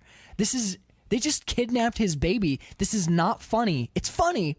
But it's not funny, yeah. Dude, it makes you feel... But John Goodman walks back in, and they do a POV shot of his perspective, and he reaches... His hands are... massive. Okay, Tom Hardy's body's a character. John Goodman's body in every movie he does. His voice is a character. His face. He's such an expressive face. And his bulk, the way he carries his weight... Shit! Where'd all the tellers go? We're down here. We're down here, sir. Down on the ground, Gabe, like you told him. God damn it! I told you not to use my real name. Which one is it? Do you want us to raise our hands or get down or freeze? Freeze. Or? Because you want us to get down on the floor, or do you want us to freeze? Because if we get down on the floor, I'm gonna be in motion. But if I'm not in motion, I can't rightly get down on the floor. Shut up! Shut up!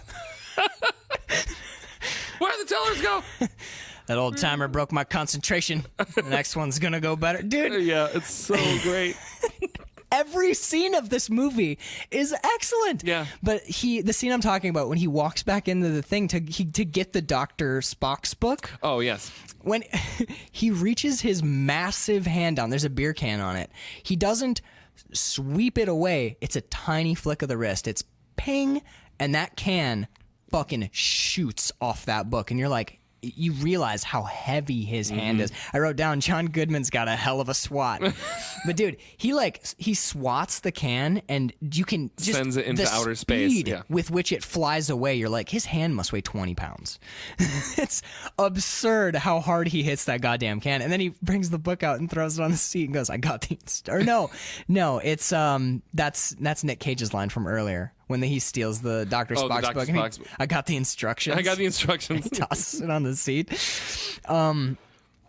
God, when John Goodman and I was talking earlier about the operatic feel of some of the mythic feel. Yeah. When John Goodman and William Forsythe escape from prison, there's a thunderstorm happening. My God, rain is pouring down, and rather than just having him come out, John Goodman screaming like he's being born. It's a minute or 3 minutes of that, and they never stops. Nope. And then he reaches down and grabs his brother by the foot, so he's a breech baby. Right. And oh my God, why aren't you breastfeeding him? My God, is that what that's about? Yeah. Is that the birth? And they're like big children. Yeah, they're big children. Yeah. And then he's like, later when he's like, if you don't breastfeed him now, they'll hate you for it later. And then John Goodman flips a spoonful of cereal over his shoulder. That's what Doc Schwartz tells us. That's a great little bit where he's so like so unaware of his surroundings. They just flip cereal over his shoulder. But he pulls his brother up, and in that low shot up, John Goodman is holding him off the ground with one hand because his other arm is extended in like while ecstasy, he's screaming, and they're both screaming. It's the most primal, like it, in the same way that like really arty movies that show you like shot of the moon, right. river of blood, here's a flame, and it's like touching all those like archetypes, the like stuff that hits the primal parts of your humanity. That scene does that in some weird way. You're like around a cave fire and you're with John Goodman and you're like, yeah, John Goodman, rah! You know, like, it's so fucking intense. When the baby shits his pants and his brother's so embarrassed by it, he's like, even though we ain't, he just went and took himself a little old rest stop. And John Goodman looks and goes, oh, and then he like makes like the best. I wish I could do his face, but he like looks. It's a podcast, so they can't see my face. Can't see it. But he does like his eyes like looks off into the distance like he like he's hosting some sort of like History Channel show or something. He goes, well, that's natural. That's literally the line. And in the scene after that, when Forsyth goes in to rob the Huggies, if you look through the window, you can see John Goodman running around the parking lot holding with the baby. Okay, look. All I'm fucking Raising Arizona, the search for more Huggies is the God. There's the lines. I'm just gonna keep doing like okay the stick up. I'm pretty sure that later in No Country for Old Men, I think that stick guy's up, still counting. 67, 68. Bullshit. Gets up. Not 768. No, Mississippi. 767 Mississippi. Yeah, everyone's delivery of lines is so. 867 Mississippi, 868 Mississippi, and then but I think that way that's shot. I will have to go and look or not, but I'm pretty sure that stick up scene, the scene where Javier Bardem goes into that and he's got the lucky coin, and you call it that scene, if the call it scene. If anyone wants to do some serious soul searching about them as a writer, what? We did not. That scene. The tension is so high that you're sweating at the end of it, and no one ever directly threatens anyone, and no one gets hurt in that scene. No, it's just... But you feel like you're about to have a heart attack. They raise the stakes so much, but no one's threatened, no one gets hurt, the scene ends totally innocuously, and yet you are panting at the end of it. But I think that the Raising Arizona scene, I'm pretty sure that they homage the shots to that in No Country for Old Men. Because it's a similar like diner or like gas station setup. Right, yeah. It just has a really similar feel to it. And then there's two lines. I'll just keep talking about the film forever, so I'm not going to. I'm just going to do two more notes and then we'll get out of here because I'll just keep going. I could. This one's quick. And John Goodman, when they rob the hayseed bank, John Goodman has a line that the way he delivers it, you can't tell what he said. But when you put the subtitles on, or when you, that's what I did, is I put subtitles on, when you can read it, it's super clear. His line delivery is amazing. It sounds like he's singing, like he's stating lyrics from a rap song. The line is, anyone found bipedal in 5 wears his ass for a hat. Because everyone's on the floor and he's making them count. So bipedal be on your 2 feet. He pronounces it bipedal, but his cadence as he delivers it, he goes, anyone found bipedal in 5 wears his ass for a hat. And you cannot fucking... Like, what the hell is he saying? Yeah, you're like, was that words? But I wrote it down because every time I've seen this movie, when he says that, I'm just like, there's a coolness to that delivery where they finally got the money and they're leaving, and this is they fucked up the whole robbery. They fucked up everything, but he's gonna get their is exit the moment. right. Yeah. He's like it's like he worked it. Yep. Like he worked that line. And then the other line, my dad's favorite line, he says it to me every time we watch this movie. He says it along with Nick Cage when Nick Cage goes and actually fails to kidnap Nathan Jr. Right.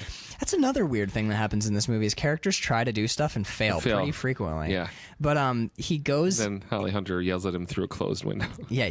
Don't you come back here without a baby, huh? As she's rolling up the window, and then keeps yelling at him. But Nick Cage's line when he gets there, she goes, like, oh, what happened? And he goes, I started crying and they were all over me. It was kind of horrifying, honey. Let me in. And he's so sweaty. He's sweaty during that whole scene when he's trying to... We didn't even talk about the baby scene. When he's trying to kidnap those kids, he's trying them all out, too. Dude, it's like the Coen brothers were like, we're not going to make a horror movie, but let's shoot a horror movie for 4 minutes. The score... It's creepy. It's so creepy. He's like play testing each of the babies, and he's sweating all weird, pouring sweat, and he's got the babies start to kind of like stalk him a little bit. The one jumps on him all drooly, and he's like, and by the way, good editing because the baby drools, and then when we cut down again, there is drool on his ass. That's hilarious. I'm sure what happened is they shot the baby and they're like, oh fuck, the kid drooled, and then they're like, okay, let's get the reverse, and they put Nick under the thing and put but there's drool on his ass. It's again, there's no like you're looking for like, oh, it's a continuity or it's not there. Not there. Sorry. It's not fucking there. But the timing of that scene when the baby's crawling towards the stairs, you're like, you got the little cameras following him too. It's like well, and when the baby's crawling towards a very long staircase, and that's how babies die sometimes. Mm-hmm. Nick Cage there's no other people in that shot. There's no one, and he's like a foot away from the stairs before Nick Cage even leaves the room. You're like, is no one gonna get this baby? Like, it's a movie, but you're like, oh shit. And then he swoops in, like, as the baby's like inches from the edge. And it's a film. This baby's not in danger at all. But the baby's like an inch from the end of the stairs, and he scoops up under his arm, and he does this like cool, like weird cartoony I'm a robber walk. He's like, and baby POV. And then one of my favorite moments of that is he's coming down the hall, all one static long shot. The Coen brothers are geniuses with cinematography. He's coming down the hall. He turns around to make sure he hasn't dropped anything, and the second he crosses the threshold, bing, the top of the mom's head comes up the staircase, like, and you know that from a practical standpoint, they can't. To have her have the right cadence, they can't have her just waiting just out of sight pop up, and then right? say, like, go. She has to be in motion. Right. So they ran it, and they ran it, and they ran it, and they clocked it, and they clocked it, and they clocked it, and then until they knew exactly when. I would be willing to bet that on filming day they weren't like, because a lot of times they'll ADR so directors can give physical direction to get timing right. So I'd be willing to bet where they weren't on filming day. They were doing a count. It wasn't like everything. Okay, Nick is in. Alice, go. I guarantee it was. We're walking 3, walking 2, mark 1. I mean, they're probably calling it by the. Well, what I'm saying is, I think the way that it plays and as natural as it looks, I bet you they just ran like a rehearsal, and they were like, they got Nick Cage to do that walk like a dozen times, and they're like, okay, 15 seconds. How long does it take, Alice? Okay. And I would be willing to bet that they just did that. Oh, oh, wow. Yeah. It's so fluid and so natural. And not just there, but the knife, the fight scene with John Goodman, timing in single shots in this movie is just breathtaking. This movie's great. I got lots more, but fuck it. I got it's all just little stuff at this point. It's all just like and there's that little moment where all the big beats have been hit, I think. Yeah. I mean, oh my God. I've been chugging this movie's giant penis this entire what else can episode, you do with this movie, though? It's like this movie is an absolute joy, and it's on my top 10. Yeah, last year I made a list of my, because I put movies in my top 10 pretty frequently. So Bird and Aaron, my wife Bird, for those of you who haven't been listening on Patreon, and Aaron, my former roommate, were like, make your top 10 list for real. And they made me sit down and make a list. So I wrote down like 60 movies, and then I'm like, oh shit, okay, and I literally was like, do I like this one more than that one? Okay, boom. Okay, this one's now below 10, so we're taking it off the list. Right. And I like worked out my list, and I'm pretty sure Raising Arizona was on the list. I don't know where. I think I lost it, but I would like to do that again, like really truly hammer out my top 10, because 10 is tough. 10 is really tough, but I'm pretty sure that if this is not in the top 10, then it is 11. Right. This movie's amazing. And I could watch this movie again right now. Yep. Because you don't even, like we said earlier, you don't have to necessarily pay attention. No, we could just spin it. Yeah, just spin it and work on whatever. Right, and when the funny bits come... Can we watch this instead of I Spit on Your Grave? You know what? Yes. Let's just spin Raising Arizona again. We've been good. We deserve it. We deserve it. I don't want to watch rape movie. Fuck, I know. I'm really glad we did this first. Me too. Yeah, because we're doing a double header today. If we started with that, but we did that intentionally doing this first. All right. Do you have any other notes on the movie? I don't. It makes you laugh. It makes you cry. It's truly masterful filmmaking. Yeah. There's something for everyone in this film. Yeah. It's by far. It's the best. We've already covered. It's the best Nicolas Cage performance. It's the best Easily. of this month for sure. Like, this movie's amazing. All right. But speaking of the movie that we have to watch tonight and why we're doing it, this is a listener-supported podcast. God, I love saying that. So this is a listener-supported podcast, and we are getting that support through a website called patreon.com. If you like what we're doing here, there's more of this over on patreon.com. We're doing bonus episodes. We're doing lots of bonus episodes coming up for that, and we are almost done with our first Patreon series, in which we cover all 4 of the I Spit on Your Grave films, the original 1978 OG, and then the 3 remakes. We've watched the 3 remakes. Tonight we're watching the original. Tonight's the OG. I'm scared. I'm scared, dude. I brought beer. I brought a blanket. You brought a blanket? I have a whoopee. Yeah. Wow, good on you. Yeah, I'm gonna need it. I actually have a wool blanket upstairs, and the moment you said that, I was like, yeah, I'm gonna get the wool blanket. Yeah, we'll curl. We're all gonna just curl up on the couch.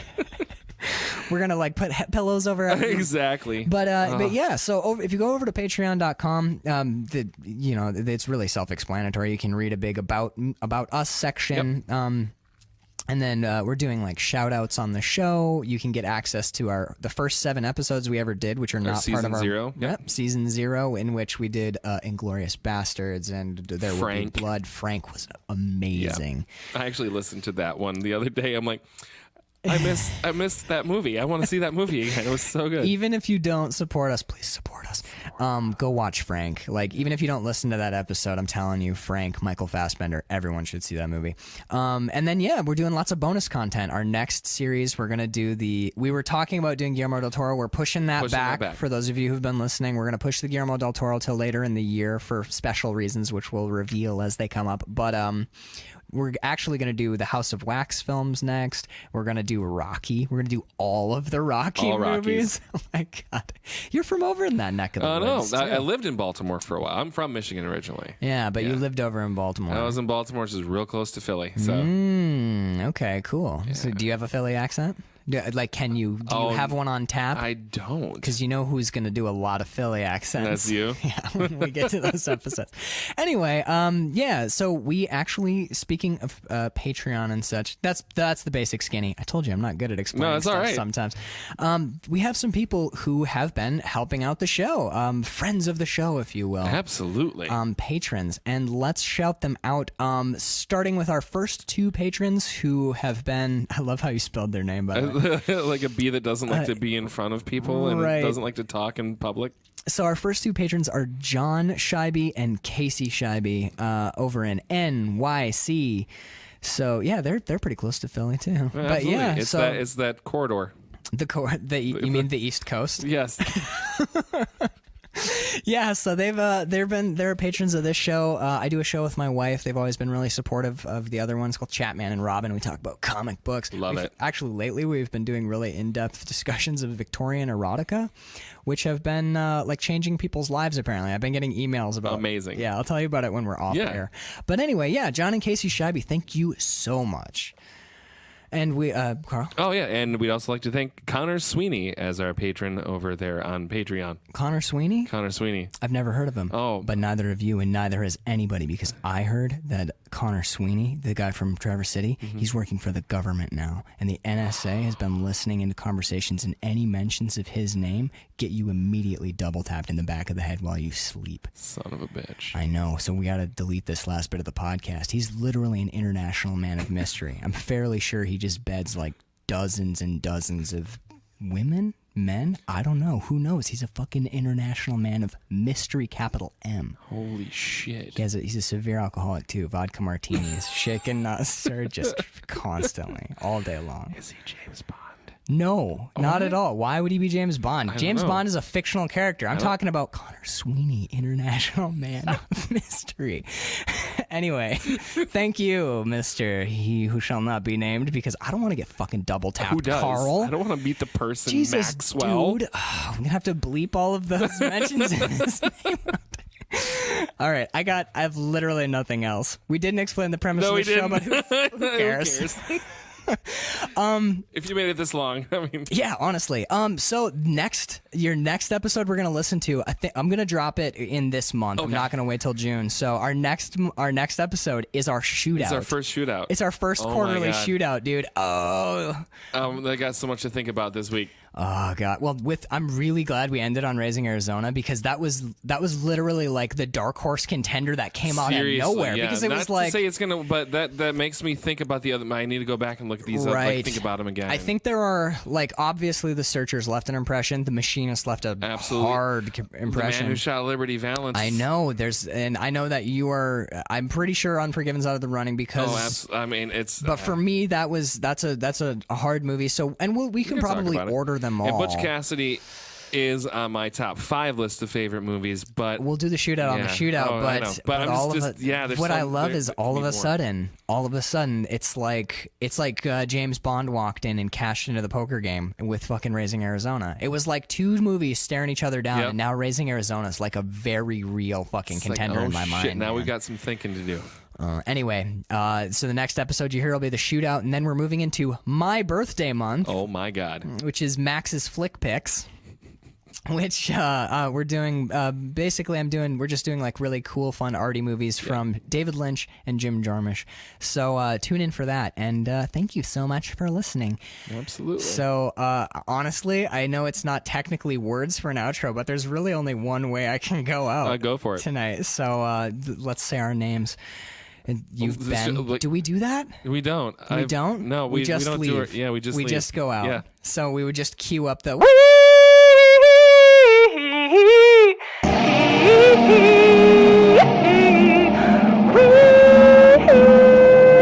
I'll probably fade this part out.